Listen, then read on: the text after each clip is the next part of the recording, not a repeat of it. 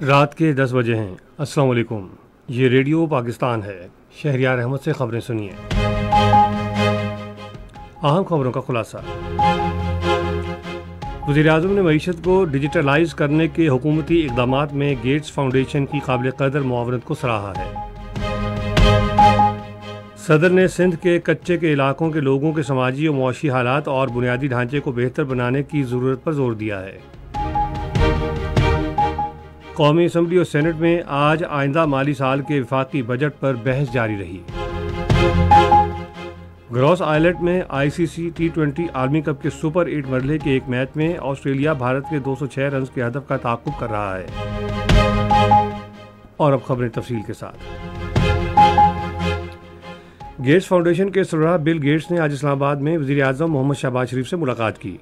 ملاقات میں انہوں نے نہ صرف پولیو کے خاتمے بلکہ تمام صوبوں میں نظام صحت کو مضبوط بنانے، خصوصاً خواتین اور بچوں سمیت تمام پاکستانیوں کی خوشحالی کو یقینی بنانے کے لیے مل جل کر کام کرنے پر اتفاق کیا۔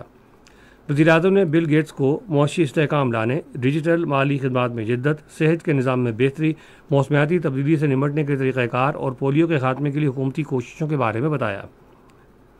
وزیر اعظم نے معیشت کو ڈیجیٹلائز کرنے کے حکومتی اقدامات میں گیٹس فاؤنڈیشن کی قابل قدر حمایت کو سراہا۔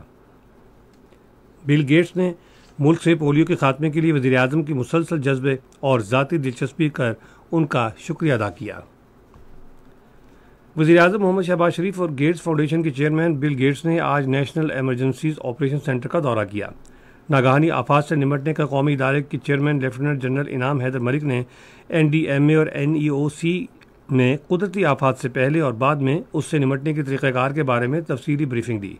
وزیر اعظم اور گیٹس فاؤنڈیشن کے چیئرمین نے نیشنل ایمرجنسیز آپریشن سینٹر کے مختلف شعبوں کا دورہ کیا، جہاں ماہرین نے انہیں ادارے کے مختلف آپریشن کے بارے میں بریفنگ دی۔ گیٹس فاؤنڈیشن کے چیئرمین نے NEOC میں موجود جدید سہولتوں کی تعریف کی اور نقصان کو کم سے کم کرنے کے لیے آفت سے قبل کی گئی پیش گوئی اور اس کے بعد بحالی اور تعمیر نو کے کام میں تیزی کی اہمیت پر زور دیا۔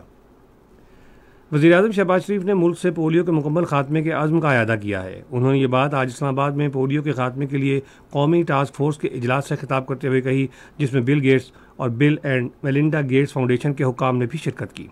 وزیر اعظم نے کہا، وفاقی اور صوبائی حکومتیں اس ناسور کو ہمیشہ کے لیے ختم کرنے کے جذبے سے کام کر رہی ہیں۔ انسداد پولیو کے بارے میں قومی ٹاسک فورس نے پاکستان سے پولیو ختم کرنے کے لیے تمام وسائل بروکار لانے کا عزم ظاہر کیا ہے۔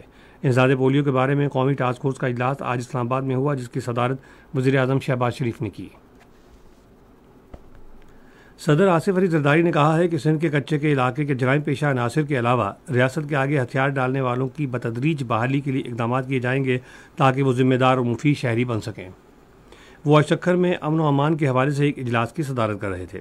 صدر نے کچے کے علاقے میں سڑکوں، صحت اور تعلیم کے بنیادی ڈھانچے کو ترجیحی بنیادوں پر بہتر بنانے کی ضرورت پر زور دیا تاکہ عوام کو سماجی اور اقتصادی حالت کو بہتر بنایا جائے۔ قومی اسمبلی نے آج اسلام آباد میں آئندہ مالی سال کے وفاقی بجٹ پر بحث جاری رکھی۔ بحث میں حصہ لیتے ہوئے شاہدہ رحمانی نے کہا ہے کہ بجٹ میں خواتین کو بااختیار بنانے کے لیے کوئی اقدامات نہیں کیے گئے۔ میر غلام علی طالپور نے کہا ہے کہ زراعت کا معاشی ترقی کی شرح میں انتہائی اہم کردار ہے۔ شیخ آفتاب احمد نے کہا، حکومت کی کوشش ہے کہ بجٹ کو اتفاق رائے سے منظور کرایا جائے۔ انہوں نے کہا کہ مسلم لیگ نون نے جمہوریت کے لیے قربانیاں دی ہیں۔ محمد اقبال خان نے کہا کہ ملک کو آگے بڑھانے کے لیے سمندری معیشت کی حقیقی استحکام سے استفادہ کیا جانا چاہیے۔ سینٹ نے اشیاء ضروریہ اور کھانے پینے کی اشیاء پر ٹیکس میں کمی سمیت فائنانس بل 2024-25 پر قومی اسمبلی کو 128 سفارشات پیش کی ہیں۔ سینیٹر سلیم مانوی والا نے سفارشات ایوان کے سامنے رکھیں۔ مختلف شعبوں سے وابستہ چینی ماہرین کا ایک وفد رواں ماہ کے آخر میں پاکستان کا دورہ کرے گا۔ دورے کا مقصد جدت، ٹیکنالوجی کے تبادلے کو فروغ دینا اور استعداد کار بڑھانا ہے۔